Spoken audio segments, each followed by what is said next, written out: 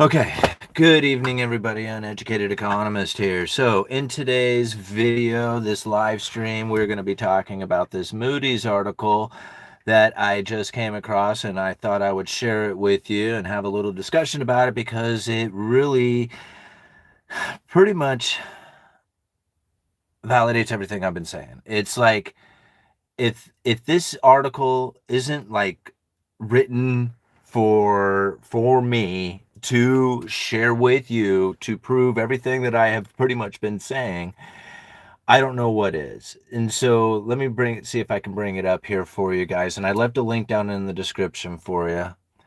All right. I got it up here. This is coming out of Fortune. It's titled The Economy is Reliant on the Fortunes of the Well-to-Do, says Moody's. If the ultra rich get nervy, that means recession. Now, how many times have I been saying it lately? The bottom 80% of the people simply just don't matter to them.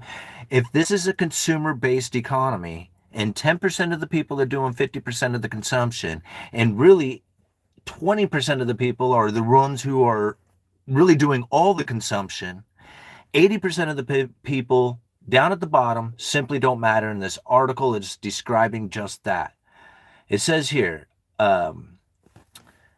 a Moody's analysis shows U.S. spending growth since the pandemic has come almost entirely from the wealthiest households, with the bottom 80% merely keeping pace with inflation. Chief economist Mark Zandi warned that the economy is increasingly tethered, quote, tethered to the top earners, whose wealth continues to surge, while retail sales remain resilient despite weaker job growth and higher prices. And now this is something that I've been trying to explain for quite some time, that there is literally nothing that they can do at this point. That the bottom 80% of the people do not matter to them anymore. We are a consumer-based economy, meaning that we have to have ever-increasing amounts of consumption in order to continue our economic growth, in order to have the global economy continue to operate, considering that we have to export money in order to fulfill the dollar-denominated debt that exists out there. And through consumption is the only way to really do it. And so if you don't have ever increasing amounts of consumption, you're going to have a crash of the entire system. And considering that the bottom 50% of the people simply are just non-existent to the consumer or to the consumer data, and the top 20% of the people are the ones who are essentially doing all of it, that leaves the majority of the people wondering why it is that they have no hope or dreams of being successful out there. And when I listen to politicians talk about what it is that they can do in order to make the situation better for you, they are talking completely out. They're talking hot air. That's it. I can't, because I just totally want to cuss and just go off on it. But this is the problem that I see out there, is that most people don't recognize that the problem has gone too far. We are too far down this cycle to ever reverse it back to anything that once was. That idea of having a strong manufacturing base, that is not possible. That is not possible in our economy. It's not possible with the dollar being the world reserve currency. It's not possible with the dollar denominated debt that exists outside of this country. And it is not possible for the United States to exist without the being an ever increasing amounts of consumption. And this is the unfortunate circumstances we now face. The average day job will never be enough anymore. And it never did exist in the eyes of the politician to bring that back to you. Think about it. Okay, here we go. Let me read this a little bit more into this article and kind of chill out. All right, looking at the data, it is not a mystery why most Americans feel like the economy isn't working for them, right? How many times have I said it? It was just like everybody's looking around, talking to each other, saying, hey, man, what are they going to do? Because we're all upset. And it was just like, they don't really care. It doesn't matter. You're like, you're almost inconsequential to it anymore. Looking at the data, it is not a mystery why most Americans feel like the economy isn't working for them, Zandi wrote. For those in the bottom 80%, right, everybody who's in the bottom 80% of the income distribution, those making less than approximately, get this, $175,000 a year. Right? Their spending has simply kept pace with inflation since the pandemic, meaning you haven't, even if you got a raise, even if all the maybe the few assets that you did have increased, it barely kept pace with inflation. And really, it was the top 10% of the people who really benefited during this time. Working from the working from a basis point of 100, equivalent to the spending levels of Q4 of 1999, Zandy's work shows that the top U.S. earners, those in the 96 to 100% category, have increased their spending to around 170 basis points. All right, up 70% essentially. Conversely, low and middle income earners have increased their spending to around 120 basis points. That being said, the consumer price index has followed an almost identical trajectory from the Q4 of 2020 to the most recent figures, meaning spending is merely in line with inflation. Most of us are never going to see any kind of increase in our standard of living. We're never going to see any kind of means of being able to have what it is that most people have anticipated being like an American dream if we are reliant on our day job. They have already showed it here that most people working under $170,000 a year are simply just not going to get any further than where they are today. Right? That's another way of saying it. Like wherever you've gotten to today, if you're not earning a massive amounts of money and have a whole bunch of assets and put yourself in this upper category, then essentially you're going to be standing still from here on out. The rich get richer. It goes on. According to the Fed Distribution of Wealth Barometer, it is the rich who are getting significantly richer and faster. For example, in Q1 of 2025, the bottom 50 percentile of the wealth ladder owned assets worth $4 trillion. The bottom 50% of wealth ladder owned assets worth $4 trillion. That's up from the start of the year when assets were at 3.84 trillion. So they've increased their assets by 0.16 trillion, by 0.16 trillion. Yeah. That's the bottom 50%. Higher up the ladder, the wealth of the top 50 to 90% sat at 48.49 trillion in Q1 of 2025, up from 47.02 trillion. So they moved up like $1.5 trillion, a little under $1.5 trillion. But it's the top 10% where the wealth is really weighted. 90 to 99% wealth cohort had assets totaling $58 trillion. So they have essentially, the top 10% have essentially the accumulation of everybody at the bottom 10% or bottom 90%. Wow. Man, the wealth distribution is just unreal. It just goes in, then it just gets into like, more numbers there. Point being here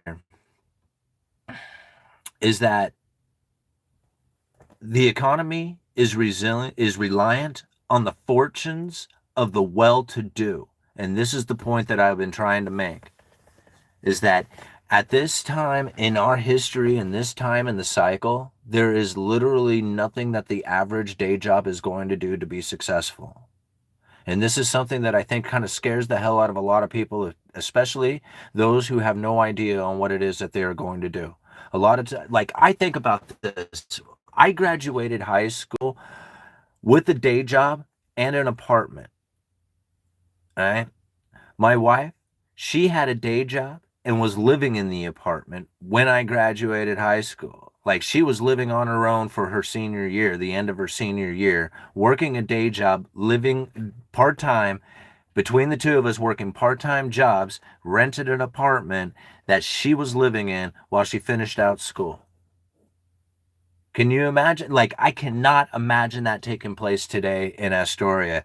It is unreal to think of like how far the inequality has now driven the average day job down into the bottom side of the wedge. This is like, in order to truly understand it, you really have to understand how the economic forces are playing out throughout history. And it's easy to blame politics for it, but if you blame politics, then you have to take on a consideration that there's something that politics can do to fix it, and there's literally nothing that can happen there. They are beyond the point of no return. There is like an inevitable collapse at the end of it. How far down this line they can go is who knows, especially when it comes to like digital currencies, cashless societies, negative interest rates, tokenization. This could drive the inequality here in this country to mass proportions. People ask, like, what is it that the average person is going to do? I don't know. You're going to have to figure out what it is that you can do to cut back on your expenses. Only buy the necessities, because it was the dive into luxury that really drove the problem in the first place. So once you understand that part, you'll at least have some sort of idea of how it is that you can then get extra money, the money beyond the money you make. Because between the two of them, cutting back on much of your expenses as possible and acquiring extra money, now you can figure out how it is that you can deploy that money into something that is going to have a return. Because if you're not doing that, there's no way you're going to make it. If you have an average day job, if you're earning less than $175,000 a year, there's no way you're going to make it if you are not doing something of that nature. Most people are going to suffer the consequences from this, and they think that there is something that can be done, and that's the problem. Is that the politicians play that game? Most people play that game with their mind. They fool themselves.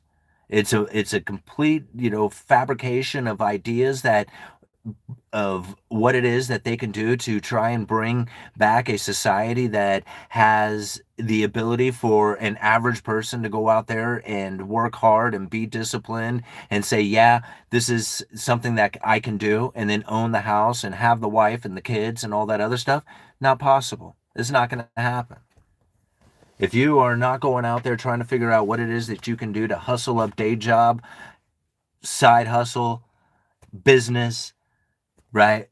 Deployment of money into somewhere, figuring out something. Online sales, I don't know what it is that people need to do with their skills or their ideas, but if they don't do it, then they're never going to make it if they're just relying on their day job.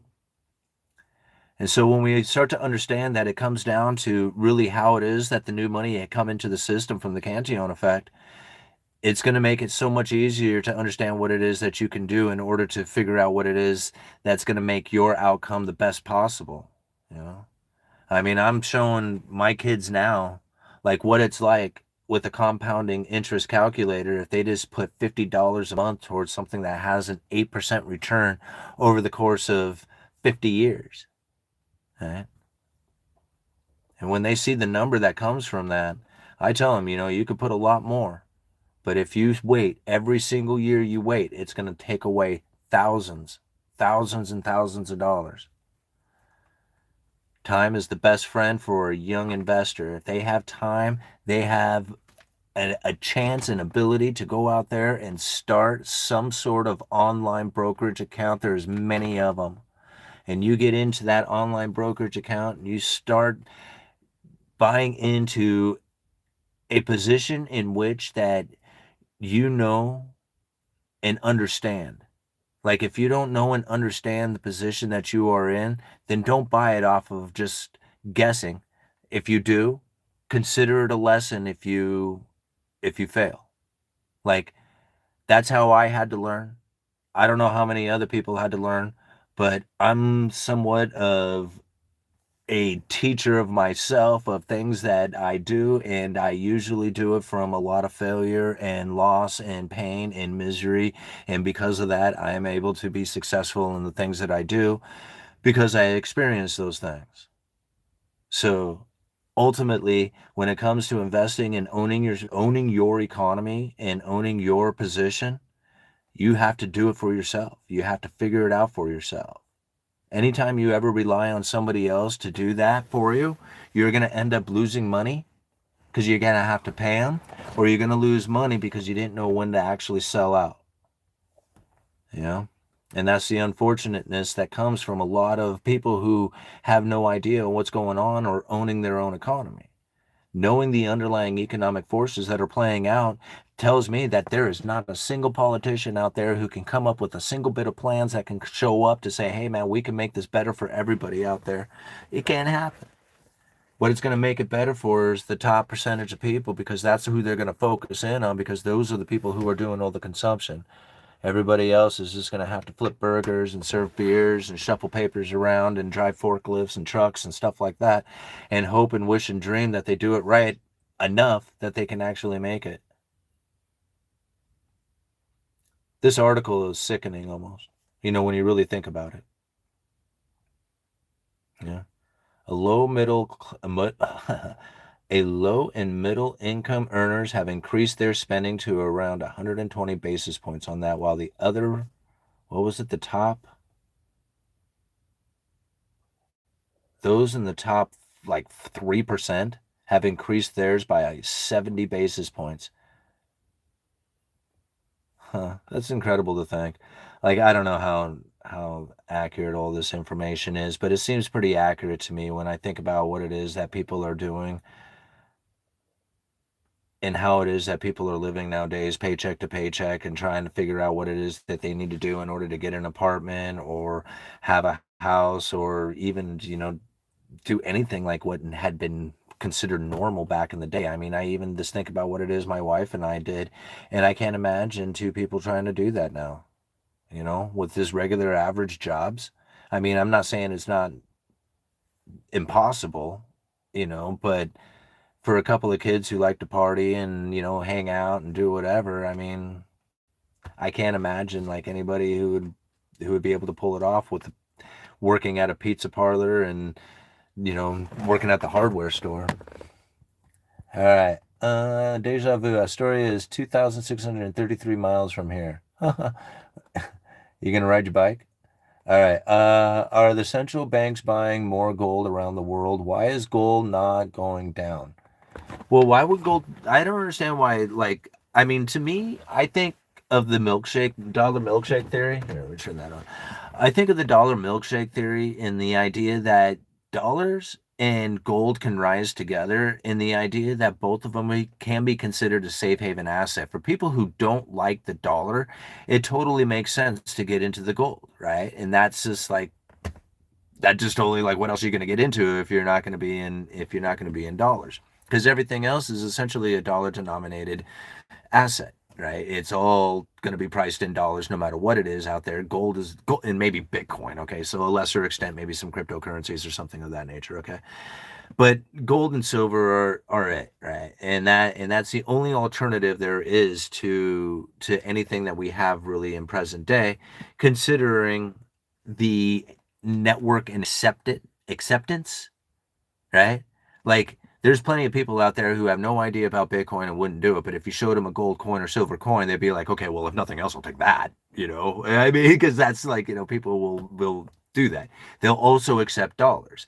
I always found it pretty interesting when people said, like, oh, Bitcoin is just some sort of like currency of illicit use and drug use or whatever, drug whatever, just evil intent. And I'm thinking, no, that's the dollar. The dollar does that. That's what dollars do. That's what every one of those people, drug lords, everybody else, they all want dollars. They don't want nothing else. It's just dollars, right? So when I think like how much dollar denominated debt exists out there inside of the world, and how much there is going to be a demand for dollars when that dollar denominated debt comes due. You have to think, even the BRICS nations have written debts that are due in dollars. And when that debt comes due, if they don't pay it, right? And it doesn't necessarily mean it's going to the United States. That's what's so crazy about this when I talk about it, is that people say, well, they'll just default on it. If they default on that, they might as well default on the rest of their bonds, because nobody's going to trust them to pay anything back.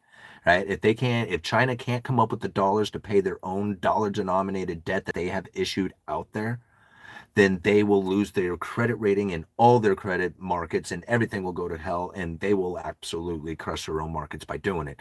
The dollar denominated debt is by far the most important one to all the nations out there who have issued them, because that is showing the signs of their credit worthiness. So if they can pay back their dollar denominated debt, then it shows that they are a good country that is going to be worthy of being able to lend money or borrow money out there from other people by selling their bonds, because they know if they can pay the dollar denominated debt, then they can pay the Chinese dollar or the yuan or ruble or whatever it is, rupee or whatever it is, right? But the dollar portion of it is by far the most important one. And that's what Evergrande was suffering. Like even right now, China is going through this issue with Evergrande where they failed because they couldn't pay the dollar denominated debt portion, and the rest of it started to collapse on them. I mean, it was something that we were reading in about years ago, and I just kind of lost focus on it because of, monetary policy and everything else that was going on there. But once you see it, it's like you think to yourself, okay, well, there's going to be plenty of demand for dollars, and there's plenty of hatred for dollars. I wonder why these two would rise together. Well, I mean, I would have to give it to Brent Johnson. I mean, that dude called it out a long time ago that you would see these two rise together.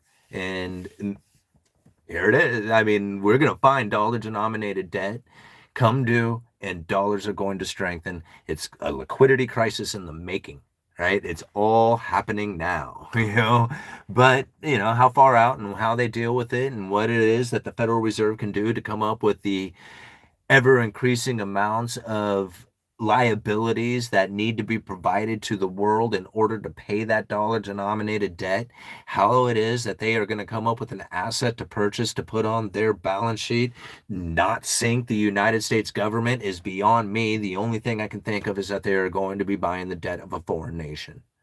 And nobody, I think, is thinking that's in the cards. And that is not something that is discussed. I can't seem to find anybody else who talks about it except for Ben Bernanke 20 plus years ago, right? And so I'm thinking, well, this is coming. I mean, if Ben Bernanke talked about it 20 plus years ago and nobody talked about it ever since, and I'm thinking this is something that you can buy, like a foreign nation's debt can be purchased by the Federal Reserve, put on their balance sheet, and a liability gets issued. This is something they already have the authority to do. And this is why I'm just like, is anybody else seeing this?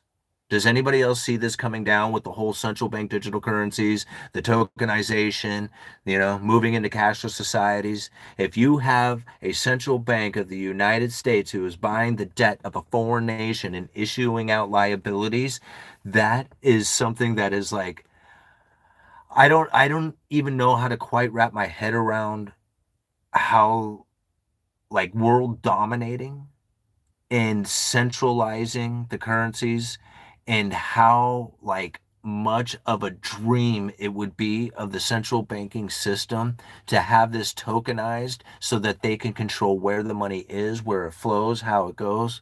I mean, every single bit of it, it's just like, it's like it's like a central banker's dream, like in the making, happening right now. And as I see it come down, it's just like I find articles like this, and it's like, to me, when I see this, people are going to read it and be like, "Oh man, what are they going to do?" And there's like nothing, there's nothing they can do, right? I keep trying to tell people, you have to figure this out for yourself. You have to know what's going on and why it's going down this way.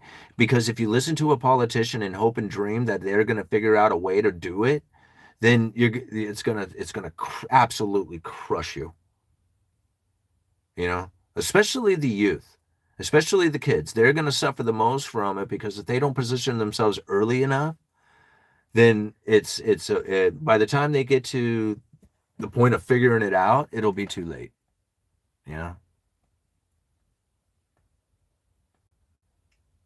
Have I ranted enough? How long have I gone on? 24. You want me to break something down? Let's I don't care. Like, is there a portion of monetary policy you want me to go and read Ben Bernanke's part of it where he talks about buying the debt of a foreign nation? I will answer any question right now. Let's do this. If anybody wants to debate a topic, let me bring up the files here. There we go. All right, 177 people watching with 52 likes. Go hit that like button. We got 24 minutes into this live stream. I hope you guys enjoyed it. M Rider 777, gold going up. I don't like it one bit. Gold is the barometer in which everything keeps going up. It's really bad for the bottom 80%, maybe 90%. Well, I mean, take it. Okay, how about this? M Rider 777, giving. Let me slow down. Instead of giving it meaning that it's bad, just think about it being a good thing. Like load up on gold, load up on silver. Just instead of like watch gold go up and say, okay, well, it's a bad thing that I can't buy gold, but it's an awesome thing that I can still buy silver. Right? And then look at the silver to gold ratio and just think about how awesome it will be when the silver gold ratio gets back to something that is something reasonable, and then you convert your silver over to gold and you're thinking, yes, I got my gold position back, right? Just give it good meaning. Everything is about the meaning you give it. Like there is no, like, to me, I have never found a time in my life that I have been more happy with everything that I got going on than now. As everybody is talking about how failure and everything else, and I'm thinking, I've made more money in my life. I've done, things that were way fun. I've done all kinds of like exciting things that I think, man, this is great and I've enjoyed. But being able to just cruise through life, enjoying it, being able to participate in events, doing things without any real expectation of any outcome of anything, including the money itself, because the money isn't always that. People always think, oh man, YouTube star or whatever. And it's just like, yeah, it's okay at times, right? YouTube screws around with it. I'm sure you've heard other YouTubers talk about it, but there is no way you can rely on that for any kind of consistency because that's far from what it is. And you know, I don't think about it anymore. I mean, there was a time that I had. And so when I think about what it is that is going on out there in the world and what it is that people need to do, I say it over and over again, man. There's nothing else that I can ever possibly contribute to the idea other than cut back on your expenses as much as possible and then earn extra money beyond the money you already make, right? By earning extra money, you'll be able to deploy that money into something that is going to have a return. And if you do not do that, you will be on the bottom side of the wedge. I guarantee it. There's nothing that they can do, right? There's no tariff, there is no law, there is no investment, there is nothing that can happen out there that is going to bring manufacturing back so that you have a strong middle class like we once had when we were a manufacturing powerhouse from the 40s, 50s, 60s, going into even the 70s, 80s, and probably the early 90s. That is all gone. Once you understand the Cantillon effect and why it happened, it was because of luxurious experiences of the people who had enjoyed a higher standard of living from all that beautiful production that they had done. And because they had done that, bought into the luxurious experience, foreign production came in, domestic manufacturers left, and this is the unfortunate results from it. We can blame politics all day long. You can blame greed. You can blame capitalism. You can blame all that stuff. That's fine. You are not going to be successful in any kind of blame. And you're not going to be successful in getting anybody to change their minds. And you're not going to be successful in having any other outcome other than the one that you have created yourself by cutting back on your expenses, increasing your income by getting extra money, the money beyond the money you already make, and deploying that towards something that is going to have a return. That's it. There is nothing else that can happen. You know, I wish there was. Like, I really do, because I don't really like the idea that that's what everybody would have to do in order to make it in this world, right? Because, like, people shouldn't really have to work that much. I mean, you should be able to just work 8 hours a day and call it good. And I guess for a lot of people, they may be able to figure that out. But for the majority of the people, according to the things that I read and the economic forces that I have studied and all the theories and everybody that I have ever met, I don't think that's going to be an outcome for most people.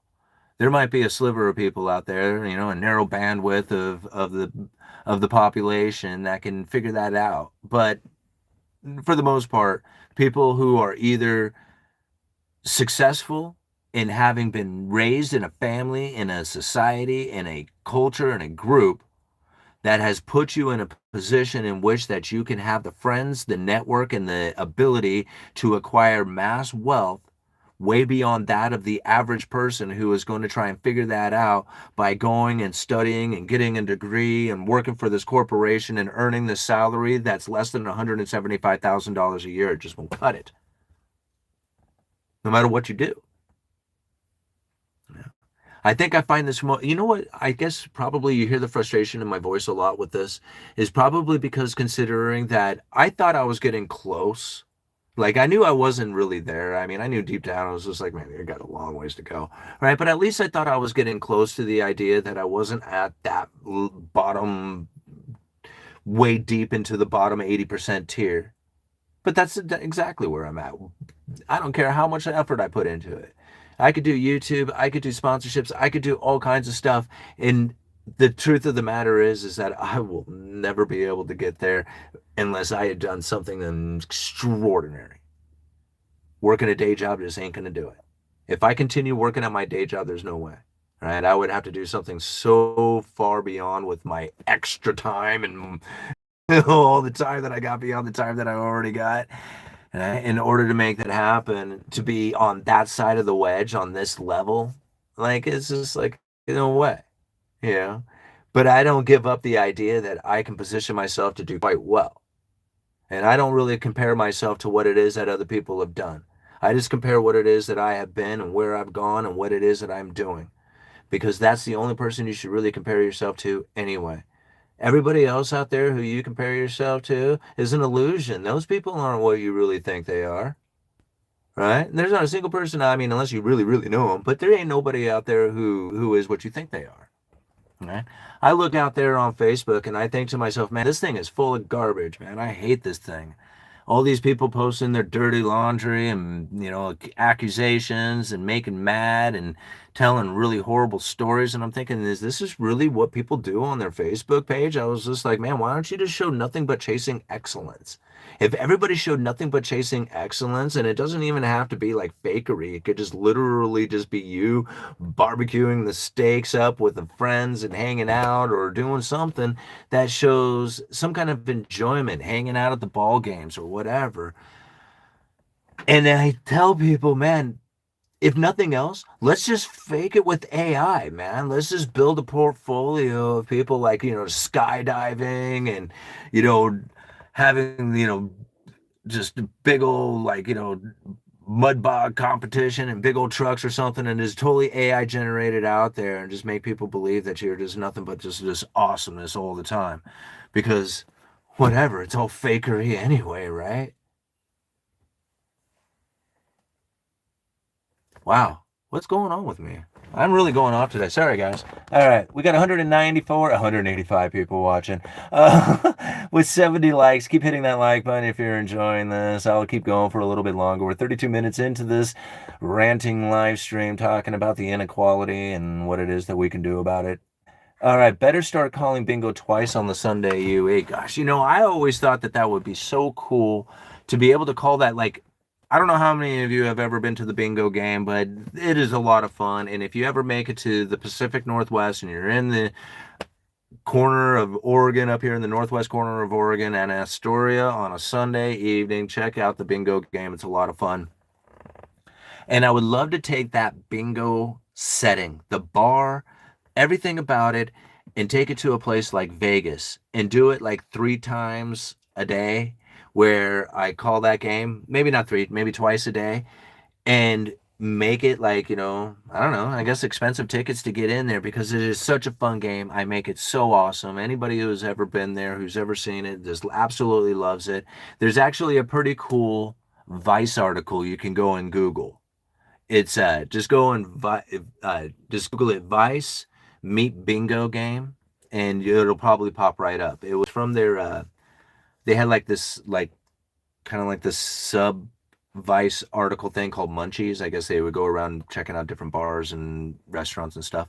Anyway, I was featured in Vice, man, for my bingo game. It's way cool. I'm famous for all kinds of stuff. Vegas is dying. Is that up sign of the economy?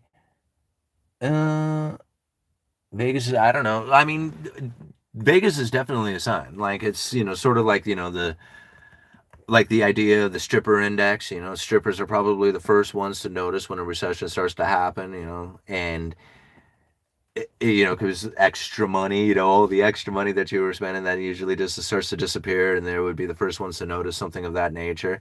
And I would imagine Vegas would be another one, since it's like a pure luxurious experience. And when people start pulling back on their luxurious experiences, then it's noticed in those high luxurious areas like Vegas. All right, greetings from Detroit. Well, greetings. Thank you for being here. All right, entertainment is first to. So what was that? Is first to get cut from a budget. Yeah, well, I can believe that. All right. All nighter. Hey Ted and well, he says. Okay. Let me back it up here. You guys are all hanging out, talking with each other. Okay, you need a homestead and a family. Protect family location.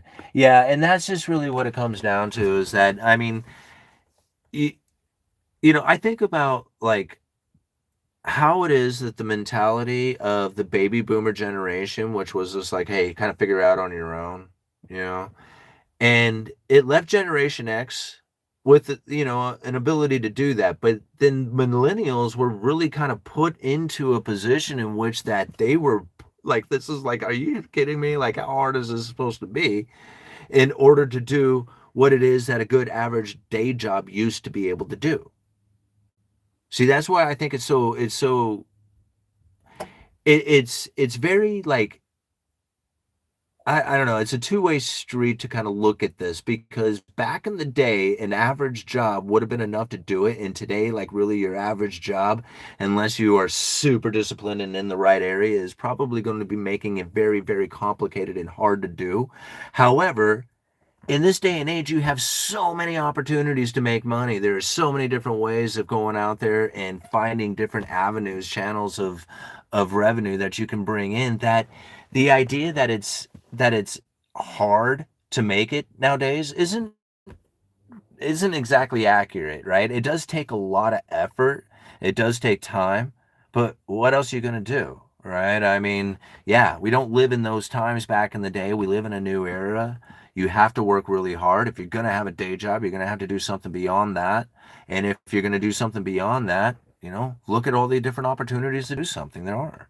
Trading time for dollars it's okay, but you're never going to have enough time in the day in order to make enough dollars to do it. You have to find something else. There is no such thing as an average job today. Now 200, 400K. Where do you think the billionaires came from? Shipping jobs overseas. Anybody that tells me how billionaires are geniuses, I laugh in the dumb. See, this is the thing, like, I find from, what is it, Janet?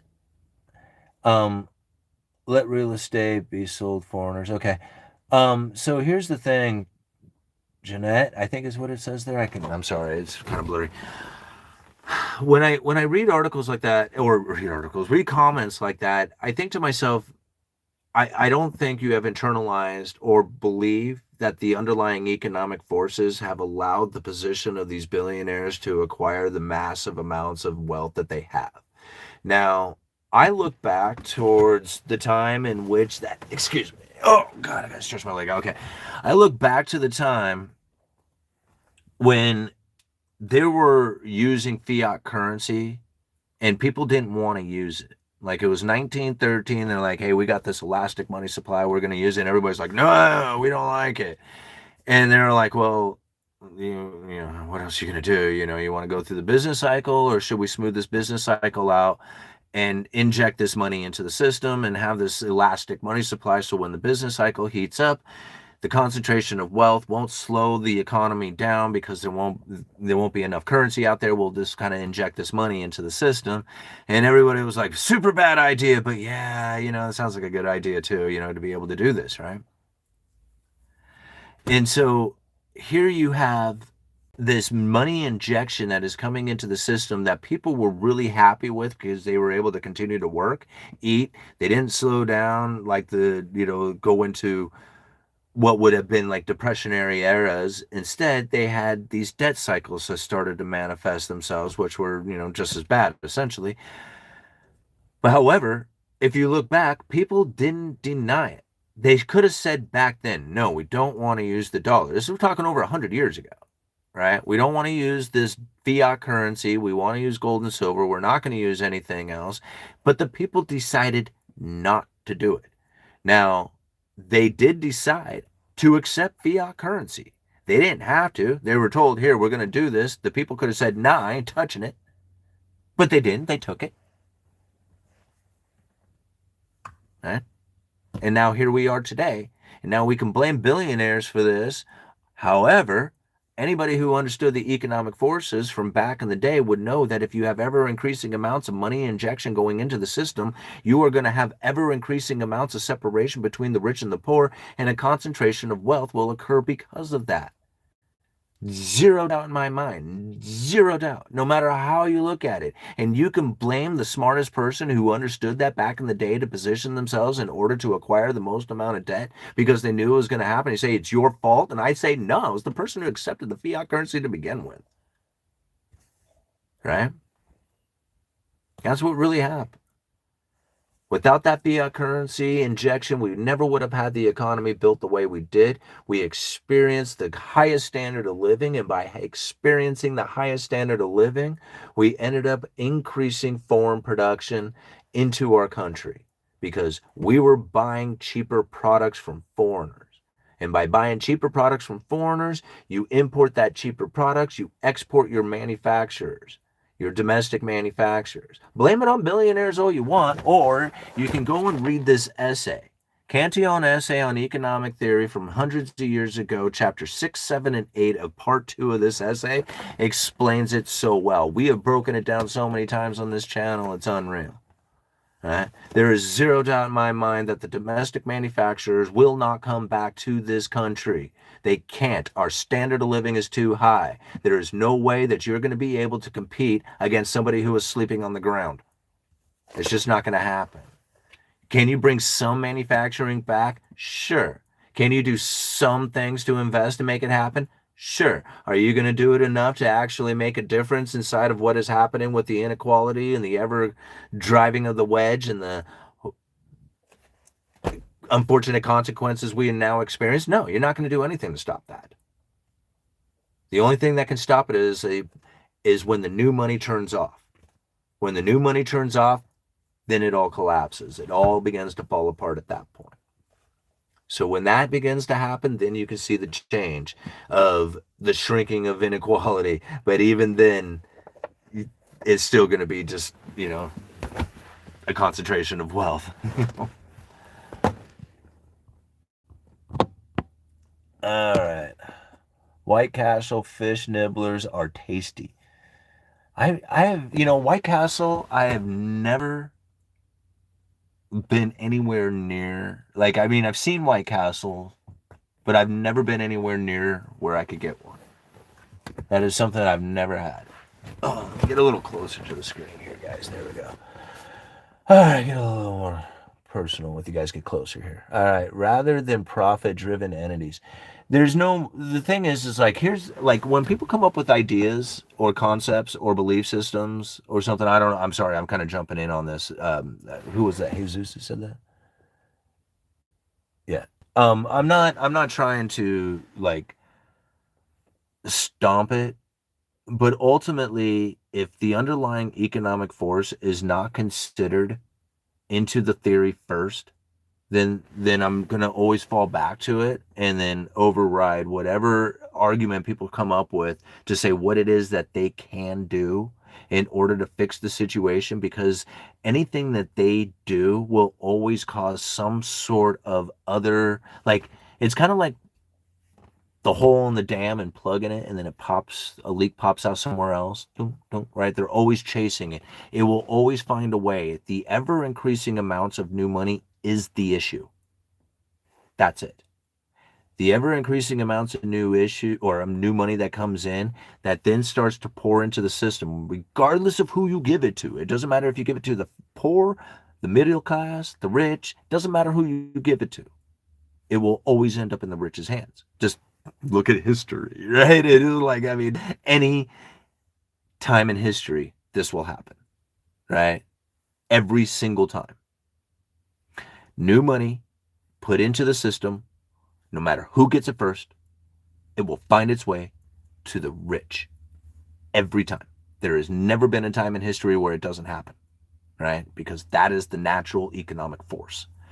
People will spend the money. The people who are understanding where it is that they are supposed to position themselves to acquire that money do that. That's only a few people who actually do it. And then people who then lose all the money to those people say, them are at fault. They're greedy. They're wrong. You know, and they're like, man, I just understand what's happening. Right? That's the difference. So when people blame other people for saying, hey, man, you're too smart at this game and you've positioned yourself very well for it and you're continuing to operate in a way that ever increases the amounts of money that comes into the system, making you ever richer, and you get mad at the people for that, you know, get mad at the rich for that. And I'm thinking to myself, well, if you don't do that, you're going to have a whole lot of pain and misery for everybody to go and face. And I'm not saying that's a bad thing. Because I mean, I thought about what that would look like and what that would be like and the consequences that people would have to face from that and what it is that I would do in order to hopefully get myself to the other side of whatever chaos that would ensue from a complete collapse of the entire system that people are, I guess, hoping and wishing for in order to punish the wealthy elite people out there, right? That is not something I would be looking forward to. Like, I don't know about you, but that's not something I would think I would necessarily want to go through, right? I can go down and I can buy a ribeye today. That's pretty cool. I live in one of the most beautiful areas in the world, right? Like, I literally live in this wonderful, beautiful area. And so when I think about where it is that I could go and enjoy a ribeye and a view and listen to music, and I think, man, if that's all I really need in my life, man, I am there. What else do I need? Right? I can now position myself to try and figure out what it is that I need to do to give my kids the best opportunity that they can have. This is my thought process. There is nobody, there's no politician, there's no company, there's no greed out there. There is nothing out there that is now working what it is that I need to do in order to figure out my economy so that my life and everything in my existence is a benefit to them, to me, to the world, to everything. You know? I must have had too much coffee or something today. All right. Too much coffee. That's a good one. All right. The Bullet Traders. Thank you so much for the $9.99. Always appreciate your stream, Simon. Thanks for your insight on life and the Fed. Get the kids a gallon of ice cream on the Bullet Traders. You got it. All right. My favorite ice cream, Tillamook Malted Moo Shake. I know it's the weirdest name, and I don't really even like saying the name because it just sounds so silly, but it is so good. It is Tillamook brand Malted Moo Shake. If you get the opportunity to buy that, that is the best ice cream there is. There's nothing better. And thank you so much, man. I will definitely do that. The Bullet Traders. I like it. Let's see here. Is it safety meeting time, Bittner? All right, starting to increase my cash position, looking to buy assets when they go on sale, aka deflationary times. I wasn't really good. I mean, that's a good idea, ZN. I was never really good at market timing. I'm much better at dollar cost averaging. So if I have a position in which that I feel comfortable with, then like as far as like a cash position, I'm like, okay, so I got my holdings of cash. I don't have a problem, like unless it's at its all-time high, I don't really have a problem buying at any time. Like, you know, I might not buy silver today just because of its hits its all-time high, maybe wait for a pullback. But that's in the idea that you actually have a silver position. If you have no silver position, then go ahead and buy an ounce of silver, right? What the harm can it do? I mean, even if it goes down to $20 again, you just dollar cost average on the way down. It's going to be much higher at some point, and really, if it does go down, take it as a gift, man. That's like an awesome time to buy in. Is when people are not liking it.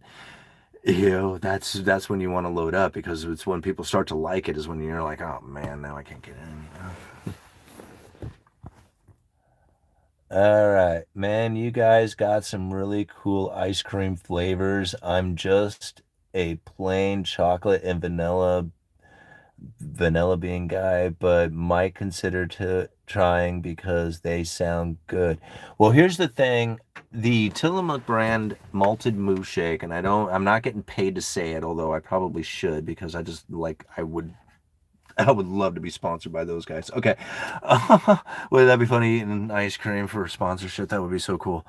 Um, See, that's what I should do. I should call those kind of things. Anyhow, it's a really plain ice cream with chocolate pieces in it, and it has that added malt to it, and it's really smooth. And it is like the only way I can describe it, because it's not necessarily like, you kind of get like this vanilla idea, but it's not a vanilla flavor.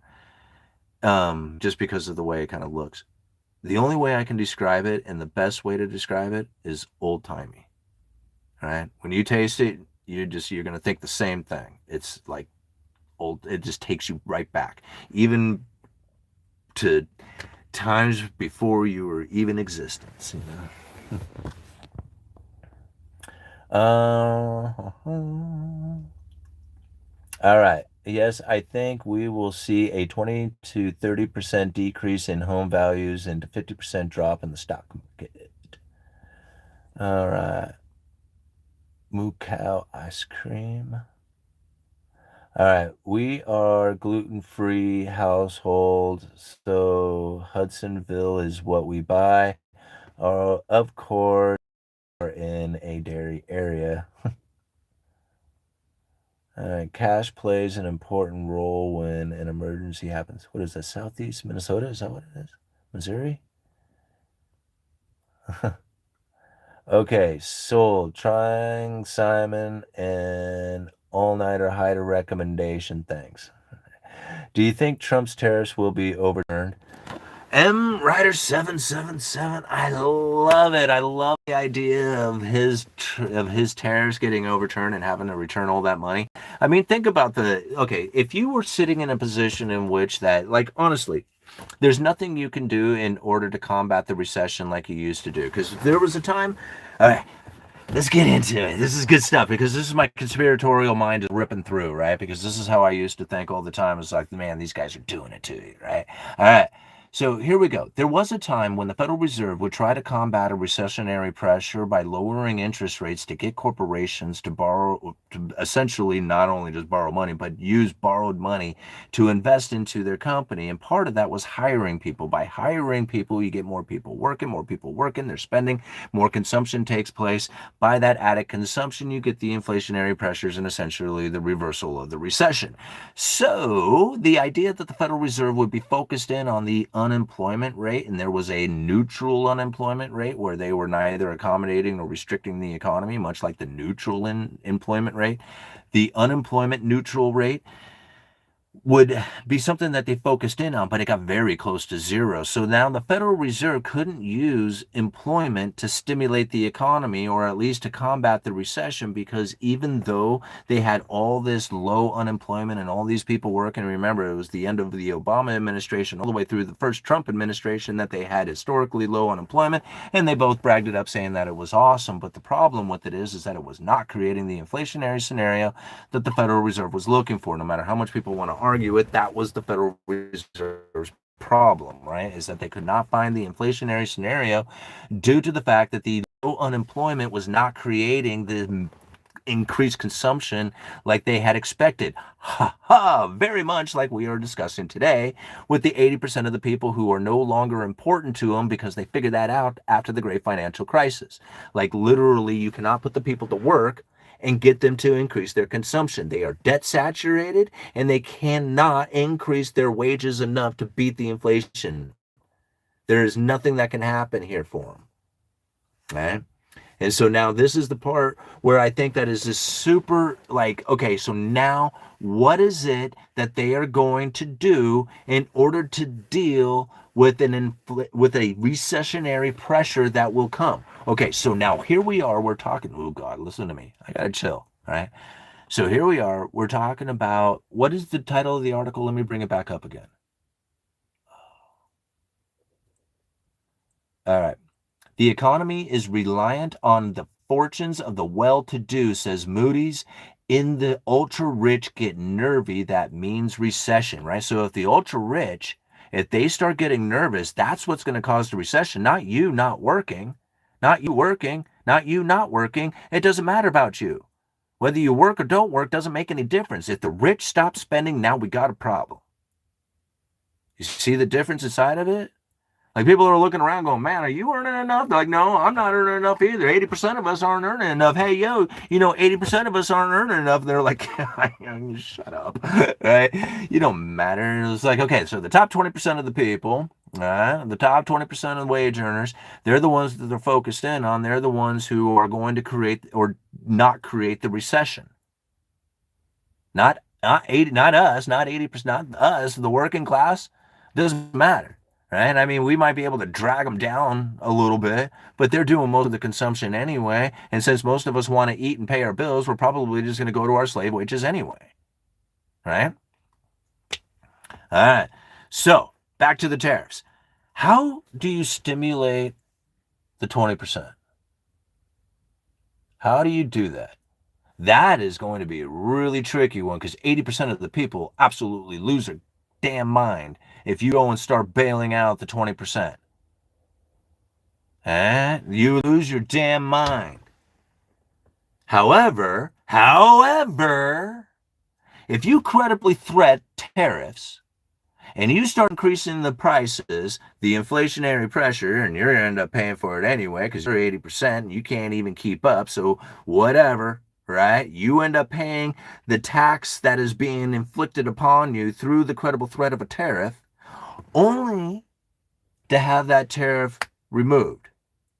Do you think they're going to lower the price? No, probably not. So not only are you giving money to the rich, right, by the increased tariff, but then they remove the tariff and give the money to them back. Get reimbursed. So not only did he get the money by increasing the prices, but then they get the money back again because it was an illegal tactic, and they get refunded. Huh. Now, tell me, in this game here that is being played, at what point is it that the people get the benefit from this? Just curious. Like, I don't see where it is at any time in any of this that the people, 80%, have benefited in any way from any of this. However, the people who are in charge, the top 20%, and more likely the top 5, they're beautifully benefiting. They are just killing it. They're increasing prices. They are increasing their consumption. They're increasing their net wealth. They are increasing it in every way because that's the focus. That's where everybody is now looking at, saying, you're the problem. And they're like, yeah, if it wasn't for us, there wouldn't be anything anyway. So, I mean, talk about modern slavery. To go work your slave wages. Because what else are you going to do? So the tariffs, yeah, to me, this is totally a setup. It's one of the greatest credible threats ever, right? Not only do people like 150% on day one, I don't know, whatever the promises were that never really manifested. All these things that now have taken place, when you think about what it is that it has actually done for the people themselves, for the 80% of the people, as opposed to what it has done for the top 20%. And if this isn't a driving of the wedge in every way, shape, and form, I don't know what is. If you have increased the money, if you increase the debt, it doesn't matter the money, right? Don't like the M1 and okay. If you increase the debt, because the debt can be increased from outside this nation, if you increase the debt, right, you are going to be increasing the money supply. Debt issued outside of this nation gets used like dollars. So to think about how much money actually exists in this world that's getting used and how that ends up separating the rich from the poor, there is no reversal to this other than an incredibly painful one. That's what I laugh about this. It's just like I sit back and I look and I'm like, how are they going to bail out these corporations? Like, because you think about it, what is the worst part about a recession? Right? It's when all the people lose their jobs, they go on unemployment, and then the corporations get bailed out.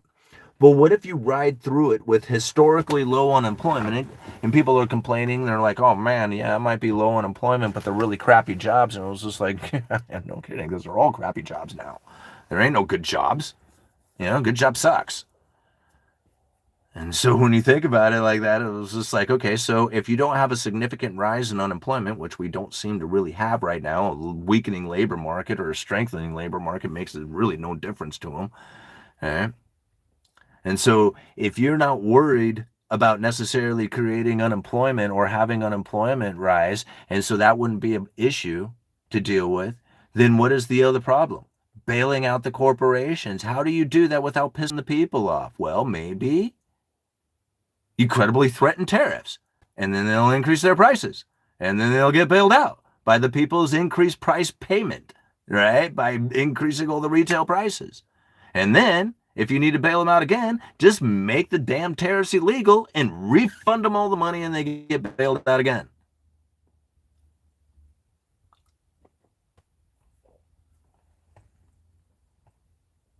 How else would you do it? Right? I mean, if your whole focus is on the top 20%, how else would you do it? All right. That's not okay. Incredibly right on the money. M Rider 777. I don't know. You're talking about my statement. I don't know. You guys are having conversations, so I don't know if you're talking about what I said or not. Buy more land, cows, pigs, chickens. What is that? In Tennessee? That's it. I'm growing avocados. I see the future. Avocado toast, man. That stuff is good. All right.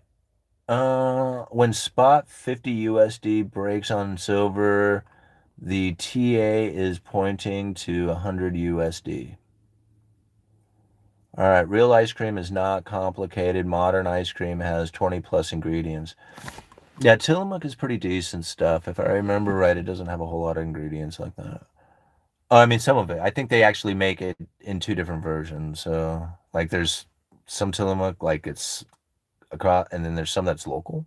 Like, am I getting that right? I don't know if that's exactly right, but I mean, the Tillamook cheese factory is. I mean, it's like an hour away, an hour and a half away. Well, there's always legalizing weed to help. See, the problem with legalize, I don't know if you're talking money. What are we talking? Oh, I don't know. I don't know if your comments are about my videos or your own conversations. UPS holds the important item in custody. JP Morgan underwrites it. But hard assets get out of the dollar. The main topic here are the Fed policy, ice cream, and weed. Sorry, guys. All right. For the sake of the debt, what, weed? Weed is not profitable. Weed is like I can't really talk about it. Sorry, guys. I would love to. It's one of the few topics that will actually get the algorithm to actually just like kill this video. It's one of the weirdest things. So I just can't talk about it. I can't talk about that, and I can't talk about the people who live on the streets. Those are like the two topics, and I don't understand out of all the stuff that I cover and all the things that I've ever talked about, those two. It's like there's obvious. I mean, it was obvious to me that anytime I have ever talked about it, like made it a point to talk about it in a video, it kills it. It is the algorithm is just like, no, thank you. We do not want your kind here. I'm like, I can talk about anything else, but not that. All right, weird. All right. Do you think the dollar index will hit 70? I mean, I wouldn't. Okay, if there was ever, I don't know, like, I guess that is possible for things like that to happen, but I just don't see that taking place in the near future. right? Um, if nothing else, I see the dollar getting stronger at some point. Like when the dollar denominated debt becomes due, and all these nations out there who have written debts that are due in dollars and they're scrambling to try and figure out dollars, and the Federal Reserve is trying to figure out a way to print enough dollars to cover all that. That is the moment that scares the heck out of me. Like, I mean, that's the one that I'm thinking, whoo, what are they going to do then? Right? Because there's no other way than more separation between the rich and the poor. And I think, man, my kids are still kind of young, and that's going to be really hard on them if they do that to try and make it through this world. That's what scares me, right? Like, I'm not worried about a lot of other stuff that other people, because, I mean, all those other ones are scary events, but the path that I believe that the Fed is down with the idea that they are going to end up buying into foreign assets, foreign debt in order to expand their liability, the capabilities of their liability out there. And I think, okay, now how in the world is that supposed to look? Like, that doesn't bring manufacturing back to the United States. Like, I don't know what kind of crazy conspiratorial idea will be manifested in order to deliver the message to the people, in order to sell them on it. But it ain't gonna bring manufacturing back, I can tell you that. You know. uh, Poverty and weed are evil. In other words, demonetized.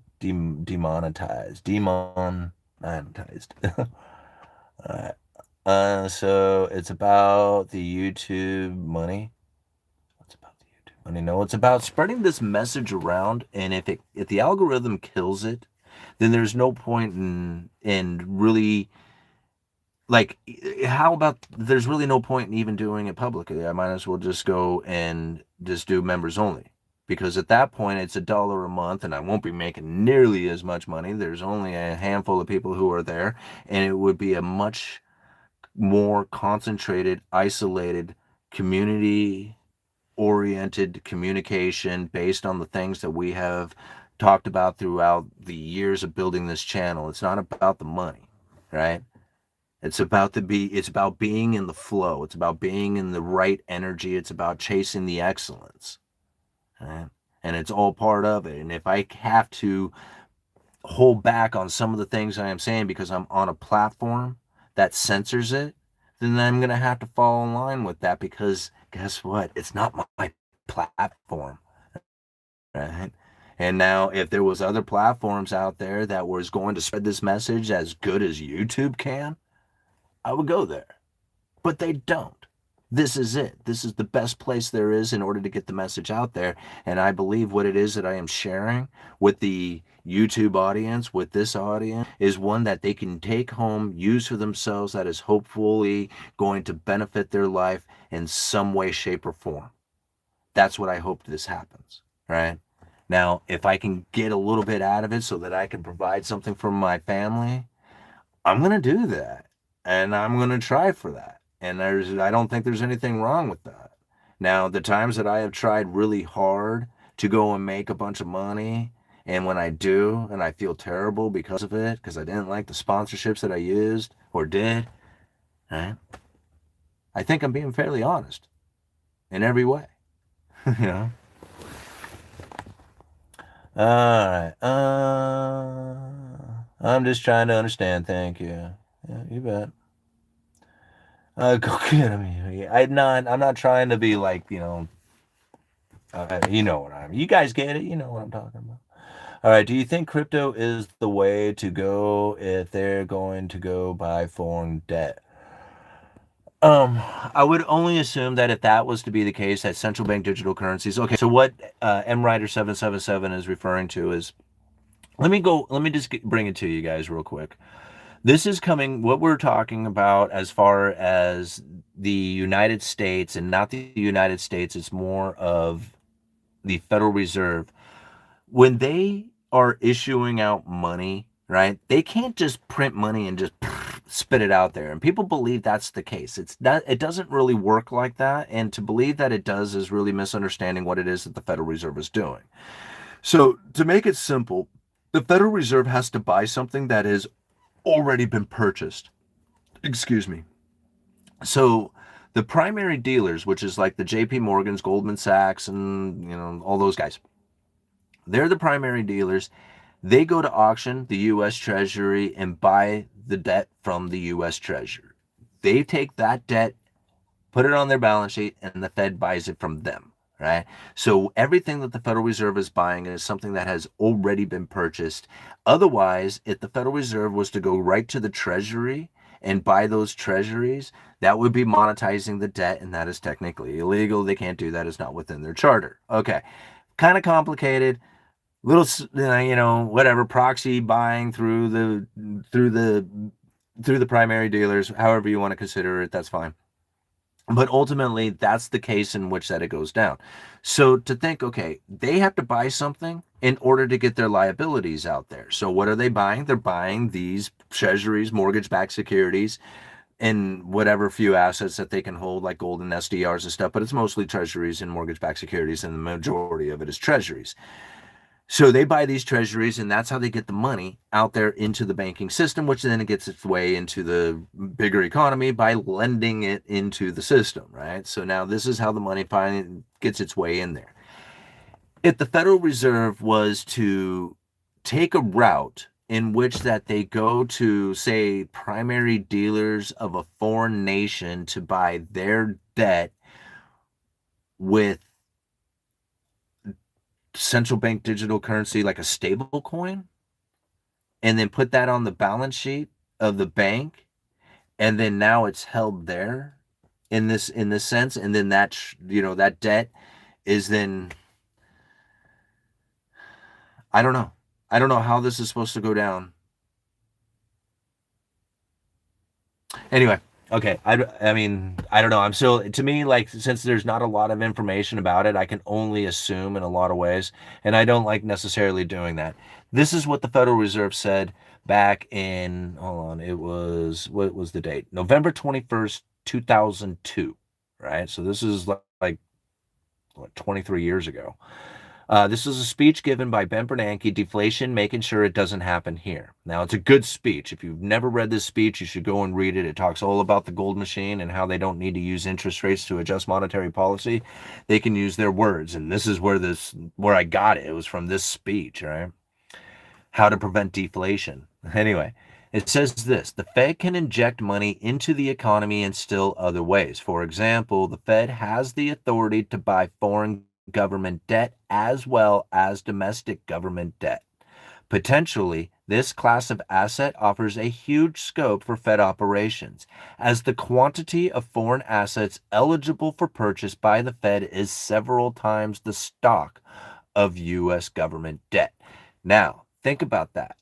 Driving the United States into an unsustainable debt, the Federal Reserve needing to print up money in order to provide the world with enough liquidity to cover all the dollar-denominated debt that exists out there that wasn't even issued by the United States. We're talking foreign nation, foreign corporations, all the entities outside of the United States. The Federal Reserve has to figure out a way to provide the liquidity in order to meet this demand because if they don't, the dollar will strengthen in such a way that it will begin to destroy the United States. We are actually trying to weaken our currency in order to keep the few exports that we do have more affordable for the people of the world to buy from us. So now, understanding that the Federal Reserve would be stuck in a position in which that if they tried to increase the liquidity out there, which is their liability, the Federal Reserve dollars, right, the Federal Reserve notes, in order to increase that, they have to buy something from somewhere. And generally, they buy it from the United States, which is sending them on an unsustainable debt path. How are they going to deal with that? They're going to have to go to a foreign nation and buy their debt, put it on their balance sheet, and issue out what?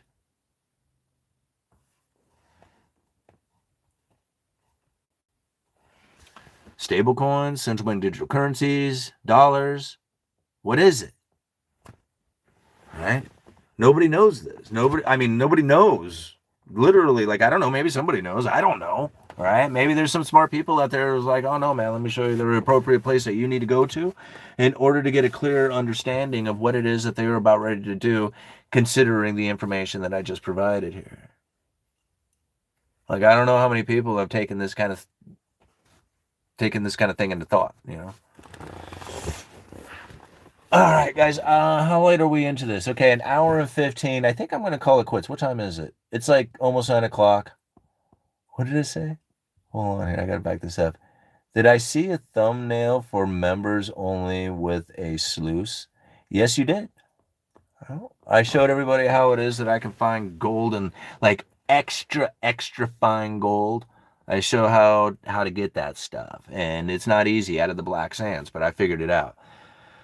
And I shared it with the people on a members only live stream. So another reason why you should go and become a member for $1 a month and $12 a year. You support the Uneducated Economist, and you get to watch that video.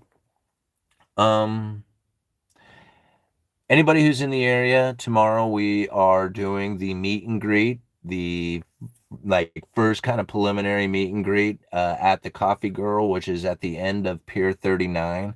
So if you happen to be in Astoria tomorrow, that's Saturday the 20th, between 10 and noon, we'll be hanging out down there. So yeah, come have a conversation for a while and check it out. The Pier 39 is cool anyway because it's way out out in the river there, so it's just like, there's water all around and stuff. It's pretty cool. All right. Oh, I wish I was in the area. Yeah, all night. It would be cool to have you up here, man. You would love it, man. This place is awesome. I mean, he's visited a few times. All right. Thanks, Huey. Yeah, thanks, Simon. No problem. Take care, boss. Maybe other ways to support. Yeah, I mean, really, you can support the Uneducated Economist just by hitting the thumbs up, commenting, and sharing the video, right? Like, those are some of the best ways to do it. And, uh, I love that portfolio. All right. If I had a job, I'd be a member. Well, maybe it'll inspire you to get a job so you can become a member. The member only videos are, I mean, they are really good. Generally there's about, anywhere from say 600 to 700 members on the channel. They'll come and go. We break down the monetary policies from the Federal Reserve, their own speeches. We break them down word for word, try to have a discussion so that the average everyday person will, actually be able to internalize and then use for themselves. And those member only live streams, the conversations that we have there are I mean, don't get me wrong, these ones are great. I mean, you can just tell just from, the people who are here. But they're a different level. It's just like it is a tighter community, and it really stays topic focused, and really it's a great way to really understand what it is that's going on with the Federal Reserve by breaking down those particular speeches. And because they are so complicated, they talk in a way that makes it like so people are like, what the hell are they trying to communicate? But when we break them down, it makes it much easier to internalize so you can understand it. Yeah. It's one of the reasons why I was able to call, like, I know a lot of people missed it, but, being able to know that the Federal Reserve was never looking to bring inflation down over the previous 5 years, to know that they were going for a makeup strategy that had essentially become irrelevant. They didn't have to try, that COVID was doing all the work for them. And knowing how that strategy was supposed to operate to save essentially their ability to adjust interest rates by raising the neutral interest rate, like all this stuff that I had found through their speeches wasn't communicated at all in the mainstream media, and not by any other YouTubers or anybody else. And so I'm out here that's kind of like out on my own saying, man, this is the monetary policy. And people are like, dude, you sound so different from like literally everybody else. And I'm like, I know, right? Huh. Oh, well, I'm sticking to my guns because I know I'm right. I mean, I'm not that I know I'm right because I'm so smart. I just know that I'm right because of the information that I have gathered up and compiled and shared over and over again. It's like, nah, man, this is the path. You know? All right. I think that's what we can do. Bitcoin is the best investment, hands down. We all know Bitcoin is going way higher. I don't know. What's Bitcoin right now? Lumber futures to 400s again? Yeah, but even 400, I mean, if it did, I can't imagine. Like, okay, here's the example. Like, let me just kind of give you an idea. Because there is some lumber that I can buy right now that is actually down around the 400s, right? And that's where I think is pretty crazy right now, considering some of the things that we are experiencing within this lumber industry. So just to kind of give you an idea, a 2x4, if it was at 400 per thousand, would be selling for $2.13, right? Um, Now, if you were to put like just your standard markup on it, you would probably somewhere, oops, yeah, you'd probably be selling that somewhere around two and a half. That $2.13 2x4 that is, on the market, you probably retail that for somewhere around $2.50, right? Maybe a little bit more in certain areas and maybe slightly less in other areas, but 2.5 would be reasonable on that. Now, $2.50 on a 2x4 8 standard and better isn't that low, right? Like, I mean, people remember that. That's like, that's actually kind of somewhat what in a lot of people's mind would be a normal price. Okay. And even at that, you would not find a whole lot. Like what I'm finding now is that the things that nobody really wants, you have to think 2x12 standard and better was a time when you used it a lot for floor joists. But now you got engineered I-joist material and you can run much farther spans, um, and without having to have like bracing walls and stuff in between. 2x12 is fairly limited. You can only go so far, and then you start getting a lot more bounce to the flooring systems and stuff. So the TGI systems give you a lot more span to them, and so 2x12 isn't used as much as like engineered floor joists are. So long 2x12 is used in times of like rafter use, maybe somewhat in flooring, building stairs, things like that. A 2x12 8 foot maybe is getting used for like header stock or maybe some other, applications in the framing system, but not necessarily like in bulk. When you look out and you look at pricing between a 2x12 8 foot and a 2x12 20 foot, it is almost double the price. Like I can buy a unit of 2x12 8 foot for half the price of what it is, and I am having to buy a 2x12 unit or a unit of 2x12 24. And that to me is like unreal. You've never seen like you'll see discrepancies of like a few hundred, like maybe 100 per thousand difference, 200 per thousand, but never like 400 per thousand difference between an 8 foot and a 20 foot of the same material, just cut at different lengths. It's because the abundance of the 8 footers is just, there are all kinds of them, right? But not so much in the 2x12 20s, which there's a lot more demand for. Now, on the other side, the manufacturer, they're only running what's in demand, which is 2x4 and 2x6. The 2x12, they're not even concerned about, right? They're only going to sell or produce what it is that's going to sell.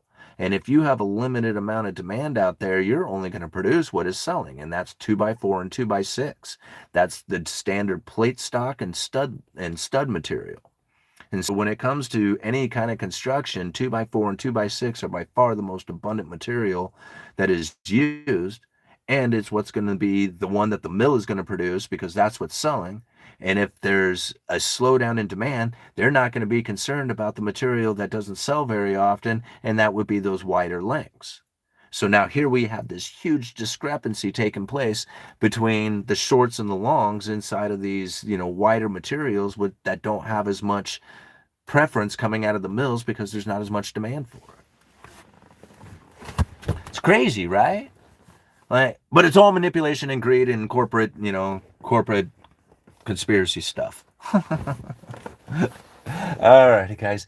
Are we going to call it quits? Oh, hey, we got a member. Right on. Thank you, John, for joining the channel. I hope you go through some of those member-only live streams, and they're really good. We'll be breaking some down soon when we get some more Fed speeches up and going. All right. Do you think we're in the fourth churning? Yeah, I mean, I like the idea behind it all, but I think it's really just the cycle that we're in. I mean, there's the Cantillon essay, because of how old it is, I go and I relate to that because if he can describe it from hundreds of years ago, if he can describe an event that is very similar to what we are experiencing now, then I don't need to reinvent the wheel. I can understand that there is an underlying economic force that is playing out because if somebody can describe it from hundreds of years ago, then that must mean that there is something happening today that is very similar that is creating this situation. And now we can say hundreds of years ago that it was political and corporate greed back then too.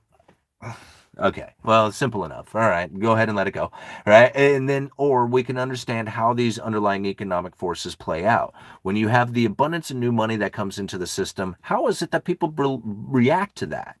They want to enjoy that new money. They increase their standard of living, and so goes the issues. Right? All right. That's the key to the stable coin because no interest is earned on it. It will be pocketed by Tether at all. Huh. At all? What's that? All right. Hey Kirk, where were you? We missed you tonight. Guys are awesome. I thank you all for being here. It's like every single day I come out here, and sometimes it's twice a day. And you guys are so dedicated, man. You're like so dedicated to the Uneducated Economist and the channel and everything I got going on here. It's just amazing. And I just can never thank you guys enough for everything you've ever done and support for me and the stuff that I have done. And I really feel like I've never really given enough back, you know? Even though I'm out here, I feel like all the time trying to share my ideas, share the news articles, share the speeches with you guys.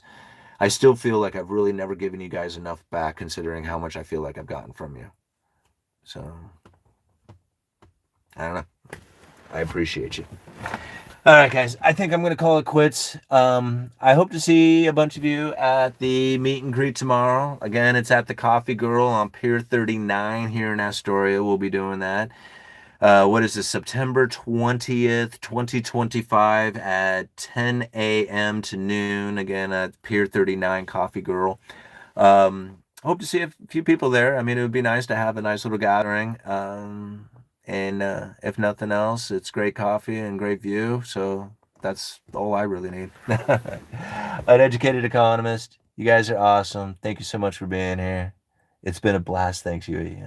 Infamous NYC. It says all nighter. The Coffee Girl. What girl is that?